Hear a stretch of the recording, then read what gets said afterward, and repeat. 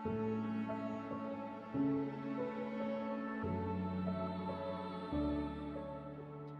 assalamualaikum, selamat petang, selamat pagi, namaste, namaskar, 大家好, konbanwa, happari, ommani padam. Hello, hola, bonjour, 안녕하십니까. Welcome to the 7th episode of World Mediation Deacons. This is DK. I'm extremely excited to have my guest today. His name is Harbans Singh.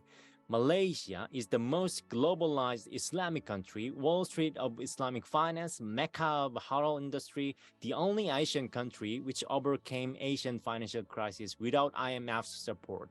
Harbans is one of the most experienced mediator, arbitrator, adjudicator in Malaysia and in AIAC. AIAC is the Asian International Arbitration Center, independent, non-profit, non-governmental international area provider. Dispute resolution service from arbitration, mediation, and adjudication. Sat Sri Akal. Thank you. Sat Sri Akal to you. So, yeah.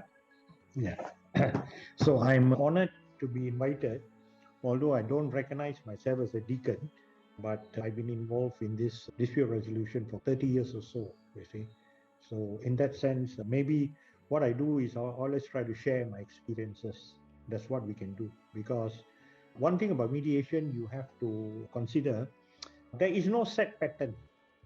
There is no set pattern. There are certain basic rules you got to follow, but beyond that, I think each mediator got his own style. So that's the thing I enjoy about mediation compared to arbitration and all that. You got rules to follow, this, that, and all that. So here, end result is very important. Okay, you are basically helping people. You see, I do it more as a service, as a volunteer service. In fact, money-wise, I don't make much money out of mediation.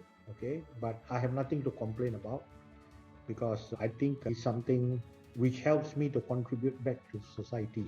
So this is just an opening line, just to let you know some sort of the thing, you know, why mediation is something I've been promoting for quite some time in Malaysia, at least for the last 20 years or so, you see. And now slowly things are beginning to pick up and begin to show some promise, you see. So I hope the interest generated and with the support of the government and the judiciary, we can take it a step further up. So this is what I'm doing now, just sharing my experiences. I'm not an expert, but I've done quite a bit. In fact, I do an average of about 2 mediations a month. Okay. Can you introduce where you were born, raised, educated, become professional, and the career path up to now? Yeah. Actually, I was born in Georgetown, Penang. I'm from Penang. It's a beautiful island. It's a very nice island. I studied in Francis Light School, primary school. Secondary school, I went to Penang Free School, which is the oldest English school in Southeast Asia. It was set up in 1816. So we have celebrated the 200th anniversary a few years ago. I did my secondary education there, and then I went to University of Singapore in 1973. Now they call it NUS, but at that time was Singapore U. I did a degree in engineering. I graduated as a mechanical engineer. And then I came back to Malaysia and I started working with the Public Works Department. I was with the Public Works Department. Then I left the Public Works Department. Then I joined private sector. I was working with a consultancy company as a contract administration. And then I went to Germany to the headquarters in Koblenz, where I worked for some time. And of course, I picked up the German language. I picked up their style, some of the style of working, which is very good.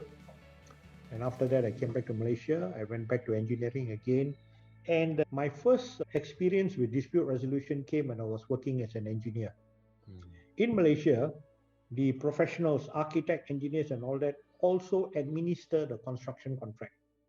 Those days, now we have separate project managers and all that. So as a contract administrator, you are the first line dispute resolution between the contractor and the employer.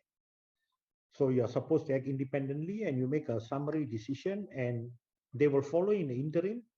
If they are not happy at the end of the job, then they can go to courts or whatever. So I got some sort of experience as a dispute resolver.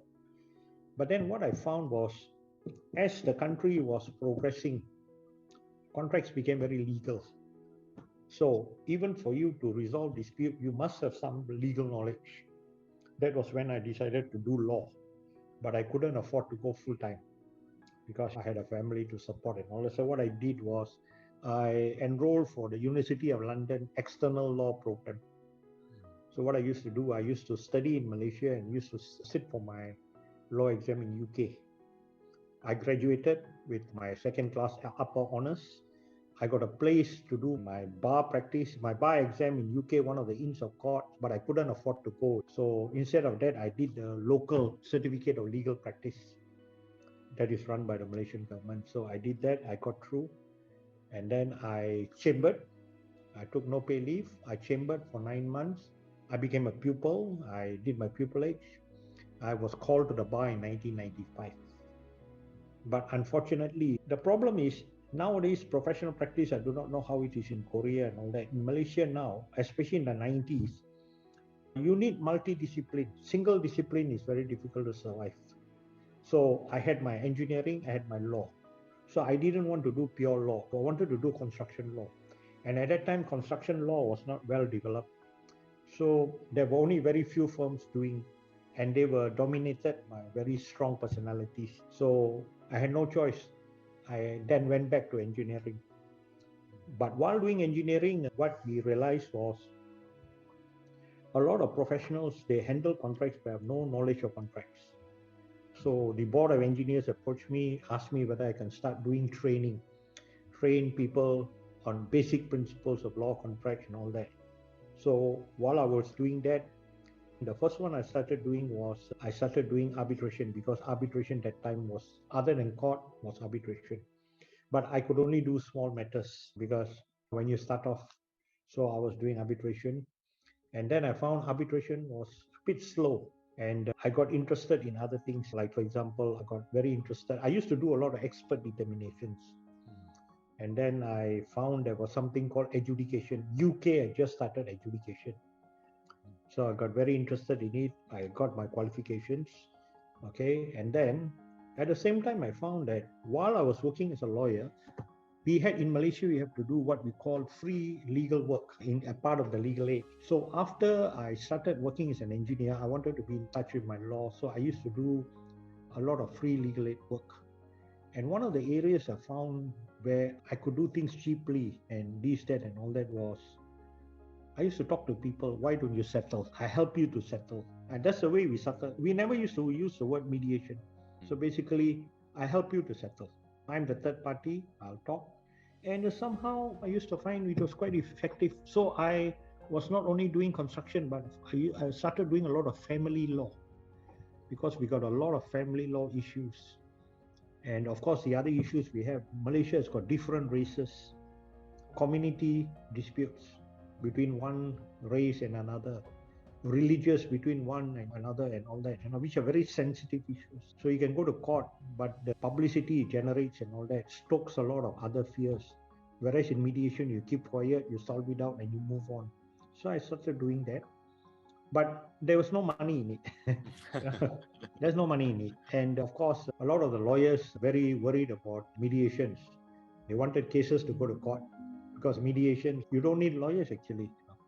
Basically, you don't need. Without lawyers, you can do it. Maybe the higher level ones you do. But those days, the so-called big commercial mediations in Malaysia were actually controlled by foreigners.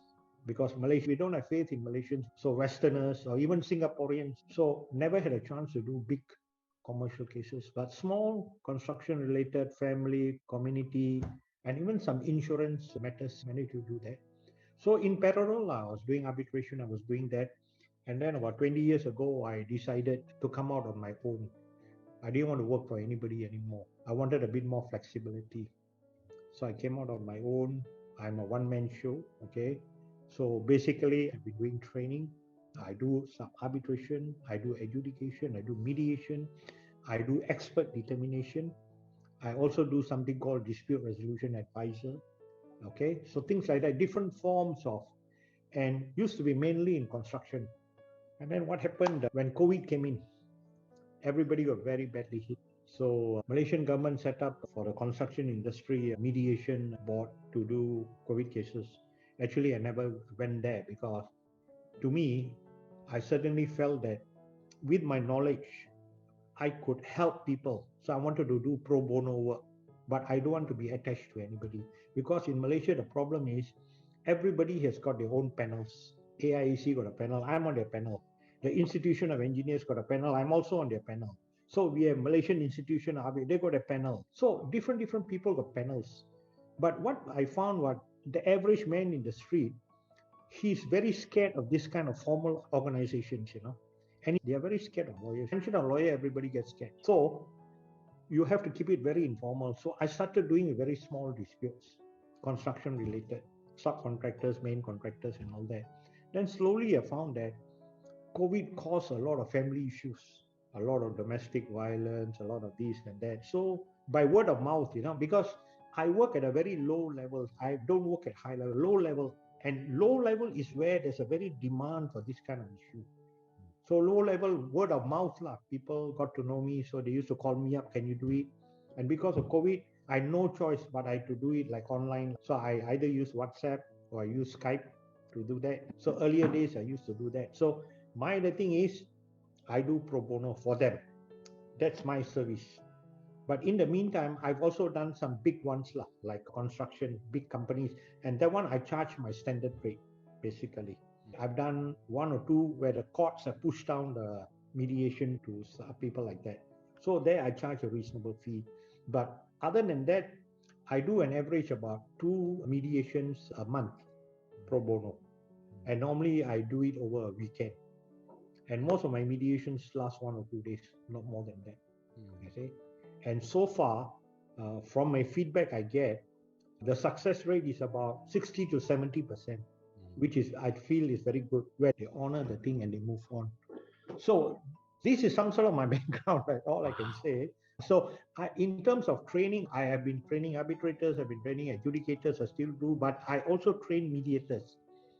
And in Malaysia, community level is very, we don't have enough trained community mediators. So I've been doing for different groups. And one of the biggest groups we've been doing is Penang. In Malaysia, we have something called Justices of Peace. These are appointed by the government. So we started the experiment in Penang, since I come from Penang, Georgetown. So 6 years ago, we started training them to be community mediators. So they also do pro bono work. And the Penang government has been very, very supportive. They've given us a place where to operate from and all that. And the courts are trying to support us. And if this catches on, we are trying to do it for other states. And we are also doing for different communities and religious groups. So one of the things I feel very satisfied has been, we have trained quite a bit of people. But these people, basically, my message to them is very simple. You do it as a service. If something big comes along and money comes along, that's a bonus. But in Malaysia also, we have a group of mediators who only want to do commercial work, money.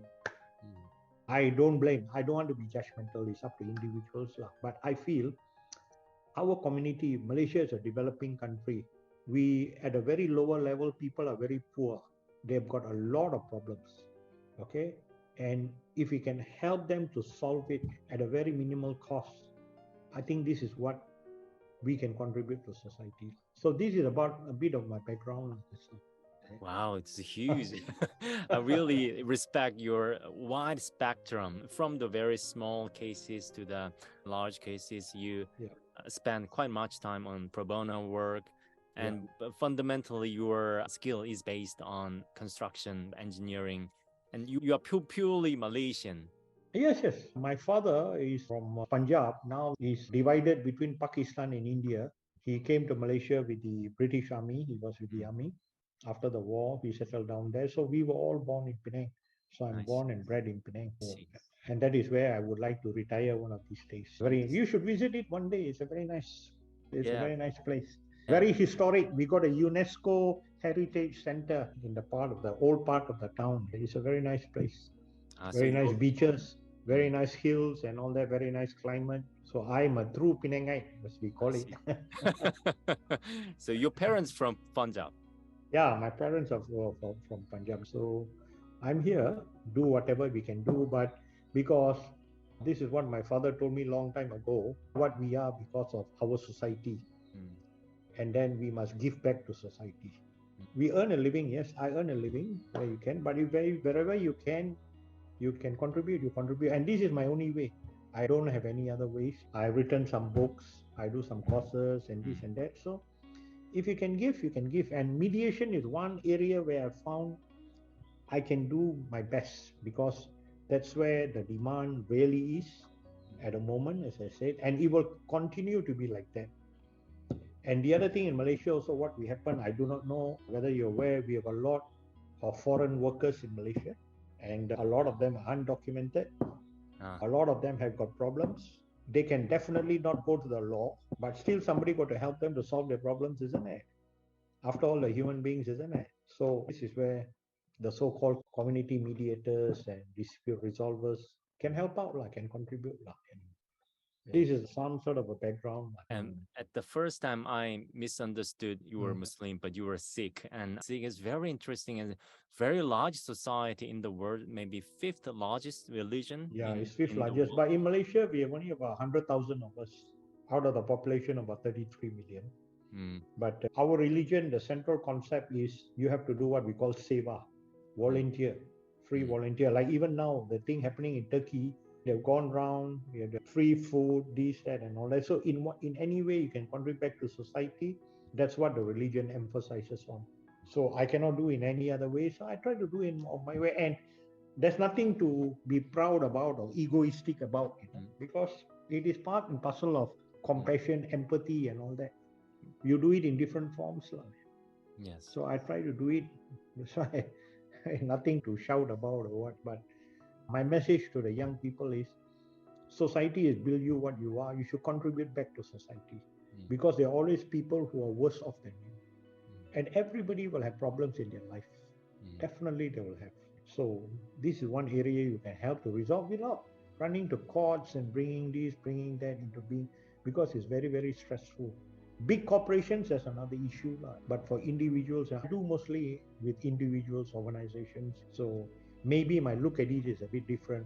I think if you interview other mediators, most of them are very commercial. Like Singapore, the way I look at it, they're very commercial and this and that. Nothing wrong with it. They play their roles. We play our roles. We have different roles. But our objective is always the same. Help people to resolve amicably. That's what we try to do the best we can. So your religion's philosophy is quite in line with mediations and pro bono. Yeah. And even if you go to the villages, in India, for example, most people do not want to go to the courts. They have, in the village, they have what we call a panchayat, is the 5 elders. The elders will try to help to resolve the dispute by talking and all that. And if we cannot, then they will make a decision. Then it binds everybody. That's why I say mediation is an Eastern concept. If you read my book, I said that. It's an Eastern concept. The Chinese practice, the Indians, I'm sure the Koreans, for centuries. Yeah. Only thing what happened, the Westerners have taken it and then put a label to it, and then they sell it back to us, and then all of us getting very excited about it. But it's been in our culture for, just like in our culture, for example, if you have any problem, what you do? You go and see an elderly relative. He will help you. That's mediation, basically. We are not reinventing the wheel. It's the same thing. It's only our culture. So when you try to talk to people about mediation, like in Malaysia and all that, it's not something alien. They recognize it. Like, for example, Chinese, here in Asia, the concept of losing face is very important. So you don't lose face. You go to court, you lose face with all this publicity. So here, talk it's a win-win situation. So I think that is why mediation is not something new. It's the only thing, if you want to move into the very corporate world and all that, that's a different issue. But even among big businesses in Malaysia, whether it's Chinese or Indian, those days they rarely used to go to courts. Always out of court. Even if you want a lawyer's help, the lawyer will give you the legal opinion, but the parties used to sit down with each other and make the final decision, not allow a third party, a judge or somebody to do that. I see. We do not have much knowledge about Malaysia or Sikh. So is there anything we need to be careful about, either Malaysian or Sikh culture? No, Malaysia, as I said, we have different, it's very diverse. You see, the majority of the population, as I say, Peninsular Malaysia are the indigenous people called Malays, okay? And then we have East and West Malaysia. East Malaysia, Sabah and Sarawak, they have their own indigenous people. And in terms of religion, I think about 60% or 65% are Muslims. Malaysia is officially a Muslim country, but we have Buddhists, most of the Chinese. The Chinese constitute about 20% of the population. The Indian constitute about 6%. The balance of all the indigenous people from Sabah and Sarawak. So in terms of race, it's like that. We have a mixture. That's why Malaysia is truly Asia in terms of diversity. And then, even among Indians, we have Northern Indians, we have Southern Indians. Like the bulk of the Indians in Malaysia are from Southern India, the Tamils. They are basically Hindus. Some of them are Muslims, some are Christians. Like we are from the north of India, so we are only about 100,000. And in terms of religion, as I say, 60 to 65% are Muslims. Then I think about 10% are Christians. I think 10% are Buddhists and this, that, and all that. And then, of course, a few of us, we are Sikhs and this, that, and all that. So the mix is like that. So in Malaysia, one of the things we have to be very careful is racial issues, very sensitive issues, just issues, very sensitive issues. So when you have disputes, you got to be very careful how you handle it, who is appointed. So that's another area. In fact, in the year 2010, at a conference in New Zealand in Christchurch, I presented a paper on handling mediations, racial and intercultural. Because New Zealand, they are also getting very diverse. So, and I found that everybody is very, very interested because our Malaysian experiment is so diverse and we can handle it, So why not? And mediation is the best way of doing it. So religious sensitivities, cultural sensitivities, you got to be very, very sensitive. Because when you're handling a Muslim and a Christian, for example, now how are you going to do about it? First thing, you got to understand the background, you got to understand the religious, that thing and all that, their sensitivities and all that. And in most of our mediations, I always say leave out racial issues, religious issues, and political issues. Because once these come in, people get very emotional. So you should be independent from both religions. For instance, if Christian and Muslim have a dispute, then mediator should be Sikh or Buddhist, other religion. Then doesn't matter. Like for example, I find in Malaysia, if there's a dispute between a Chinese and a Malay, they prefer an Indian to a mediator, neutral third party. That's one way. But some people, Chinese and Chinese, they prefer a Chinese. Yes. You see? Yeah. So it depends again. It depends again. But if somebody approaches you, these are the kind of questions you ask them from the very beginning. Are you comfortable with me? Are you comfortable with my background or not? You've got to be very, very important because otherwise, instead of helping, you're going to actually stop the whole thing. You cannot. That's why I say it's so much easier to do this kind of mediation in Western countries and this and that, or societies which are quite uniform. Malaysia is very, very diverse. So that is why all these kind of things over the years you pick up. When I first started off, I made a lot of mistakes. I didn't know. But you pick up over the years. And one thing, as I said, society in Malaysia those days used to be much more forgiving, not so sensitive like now. Nowadays, because of the internet and all that, all this disinformation and all this rubbish going on, people are getting more and more. Those days used to be much more forgiving. So that's why if a modern mediator, you've got to be very careful how you conduct yourself because next moment it's all over the internet, this, that, and all that. And once your reputation is spoiled, nobody is going to trust you. Because the whole point of mediator is you are a neutral person, you're an independent person. So once one party doesn't look at you in that way, then you cannot serve your purpose anymore. Yes. So Malaysia is quite difficult, especially for community-based mediations. Even sometimes family. They come from two different races, mixed marriages. So when they get married and fall in love, no issue. But when the problems come out, then all these issues will come up. So it makes everything very complicated. Then custody of children, for example, different religion, how the father wants his religion, the mother wants his religion, and all these issues. So Malaysia is quite unique in that sense. But I think a lot of societies also mirror what is in Malaysia.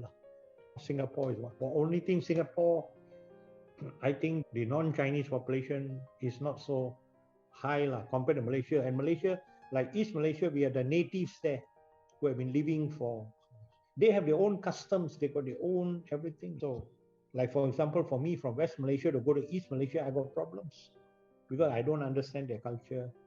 I don't understand. I've not lived with them. When I grew up, even now, I got Chinese friends, I got Indian friends, I got all kinds of friends. So I know Okay?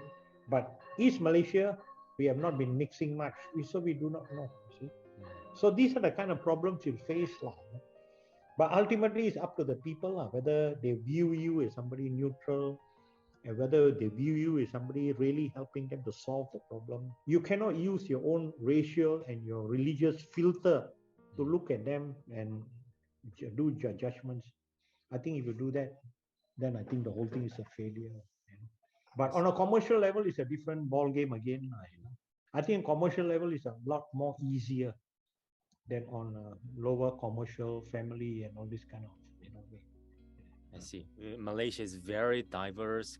Very diverse. Culture, race, Yes. and everything. Everything. So the style of working, the way of doing things and all that is very, very different. I see. And you mentioned that a very interesting concept, adjudication. Can you explain that procedure? Adjudication basically is like fast track arbitration, something like that. Because at the moment we have adjudication only for payment disputes in construction contracts. I see. Because one of the biggest problems in Malaysia we have, there's a lot of work, but nobody pays. What do? You go to court, it's going to cost you so much, and then they appeal. In the end, what do? You go bankrupt, projects are abandoned, quality of the substandard because people don't get paid. So the government followed the model like what they're having. They started, adjudication started off in UK, Housing Grant and Regeneration Act 1995. Okay? So Australia, New Zealand had it. So here basically what happens is there's a dispute. By law, we have an act called CIPA, Construction Industry Payment Adjudication Act. By law, parties can agree to appoint an adjudicator. If they don't agree, then the director of AIC, because AIC is named as appointing body, will appoint the adjudicator. So the adjudicator has got limited 45 days to make a decision. So parties can represent themselves or can get lawyers to represent. It's actually basically document only, very limited hearing. So from start to finish, it takes about 100 days. So once you get the adjudicator's decision, you can go to court and enforce it. You see? One of the things of mediation, one of the drawbacks of mediation in Malaysia, a lot of people don't want to follow is, you get a settlement agreement. How are you going to enforce it? If one person doesn't honor, then you've got to take him to court and sue him for breach of contract. But for adjudication, adjudicator's decision, you can take it to the court and the court will enforce it. It's got right. So that's how we came. Try to improve the cash flow. So it's like fast track arbitration. Now we also got fast track arbitration under the AIC rules. Fast track arbitration is 180 days. This is start to finish is 100 days. And it's very much cheaper. Only thing, adjudicator's fee is very low, is set already by the government, is there unless the parties agree otherwise. It's meant to be fast, relatively fast, cheap and efficient. So the logic is what? Last time used to be what? Argue first, pay later. Now it's pay first, argue later. You pay first. You're not happy, then you go and appeal to the court. So at least cash flow carries on. So you can appeal to the court after adjudication? Yes, you can appeal. You're given a right to appeal, just like anything else. But you pay first. For paper. First. So we have been having, the Adjudication Act was passed about 2012. We've been having it for about 10 over years, and it has helped a lot in the payment process, construction industry. Because Malaysia is a developing country, our all infrastructure jobs are all construction based. And if you don't pay, quality of work goes down, contractors go bankrupt and this and that. It doesn't help.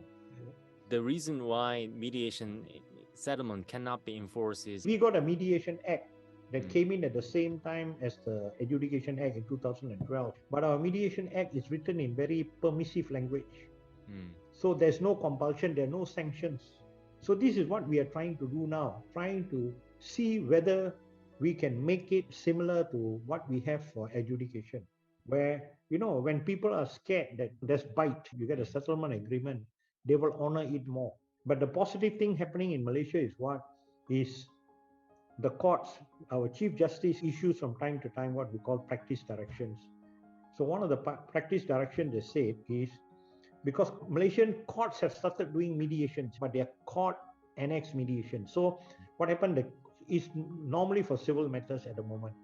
So you go to court, so the judge will say, look here, I think this case is suitable for mediation. Then another judge will try to mediate. So if they cannot, then it will proceed to trial. Okay, and it's been quite successful. A lot of cases have been settled that way, but with a number of cases so much, and we have so many trained mediators who got no work. We have a lot of mediators in Malaysia trained, but no work. So now what the courts are trying to do is they're trying to push the mediations down to the private sector. So the latest practice direction has said one of the bodies will be AIAC, the Malaysian Bar Council and all that, a few bodies as an experimental basis. So the courts will push down. Then if you sort it out, it's good. Then what the courts will do, they will put it as a consent award. It will become a judgment of the courts, can be enforced.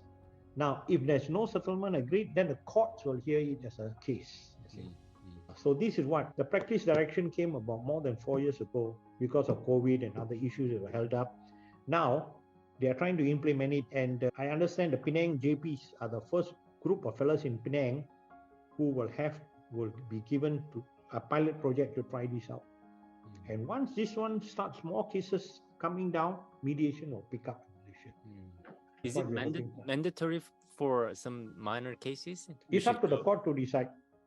The court will decide whether it's suitable or not. They'll tell the parties straight away, look here. But at the moment, we don't have what UK and other countries have, where you're compelled to go to mediation before you can go to court. Yes. We don't have that. Because here we still believe mediation to be voluntary. I say, in a lot of construction contracts, we have these clauses where they say it's a precondition to arbitration, you must go to mediation first. They make it contractually. But I participated in most of them. Most of the parties are not interested. All they want, they sit around, they want you to give them a certificate and then they go to arbitration. But like UK and all that, the way I understand is, if you do not go to mediation and the case goes up and all that, in fact, that will be looked adversely, costs and all that. So there is some sort of a sanction. So we are hoping that something like this also comes about here. But I think we have to work one step at a time. But this is what we are looking forward to. Because the thing that's holding back mediation in Malaysia is the enforceability of the settlement agreement. Doesn't honor, then you're back to square one. So a lot of people, they say, why should I waste my time? I might as well straight go to court. That's what the lawyers are arguing. Why waste time? So this is where it depends on how parties got faith in the system. Small time people on the lower ground, because they don't have money to go to court, they try to implement it. That's the way I see it. So this is the kind of scenario I see it happening around. For me, as I said, 90% of my mediations are ad hoc. Because for panel work and all that, very few parties go up because they find the rules too stringent, the fee structure too expensive. They don't want to do it. So ad hoc level, I do a lot on ad hoc level. In fact, courts have sent out earlier under their inherent jurisdiction 1 or 2 cases down. But it depends on the judge. The judge must have the confidence and he must trust the mediation process and all that. And at the moment in Malaysia, most of the judges are doing mediations of their own. This is what we call a court annex mediation. Although the judiciary is very positive in trying to get the industry as a whole involved in the process line. But in Malaysia, because of political situation like that, priorities are a bit different at the moment. So hopefully we can pick this up. But that's the way we see it has to go that way. That's a worldwide trend. We have to go this way. We cannot afford the kind of delays, costs, which are going on in the dispute resolution process. We cannot sustain it. Agreed. Can you tell us one of your best mediation memory or worst or funniest? There are a couple. Like normally mediations, we say we try to solve it as soon as possible, this, that, and all that. But one of the mediations which I took about almost 2 years to complete, not every day, off and on, was a very interesting case. Because what happened, a lot of the Sikhs who came from Punjab to Malaysia were normally with the army. So when the British left, most of them couldn't get a job. So they became like watchmen, like my father. Keep cows and all that, became farmers and all that. So there was this case. 2 guys, they were together and then they bought a piece of land and they kept cows and they prospered very well. And they also bought some land back in India. And then they passed away and they had no proper wills. And then the children were involved in this legal battle about a land here and a land in India. So this was, and the case had been going on for a couple of years in the courts, No, it was a stalemate. So somebody suggested to me, why don't you help them to resolve mediation? Of course, when I started, very difficult.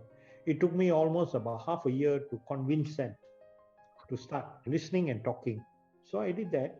And then part of the process, I do go back to India once in a while. So every time when I was in India, I went and saw their relatives there, talked to them. And when I was here, so what happened is after 2 years, we came to a very good settlement. So one of the parties was given the land in Malaysia. The other party was given in India. They honored, both sides honored. And Malaysian courts couldn't do that because Malaysian courts had only jurisdiction on the Malaysian land, didn't have on the land. And they had become arch enemies, not or even on talking terms and all that. So when the settlement came, they are now friends and they are working together. And that was one of the most satisfying ones because it was my community. And in my community, most of the issues they have is on these issues, land matters. And this was one of the, although it took me 2 years off and on, but I kept going on. I never gave up, kept on going. Of course, the other one, very interesting one, maybe you don't have in Korea, you have or not have, because in Malaysia, a lot of people still believe in black magic. So there was this lady,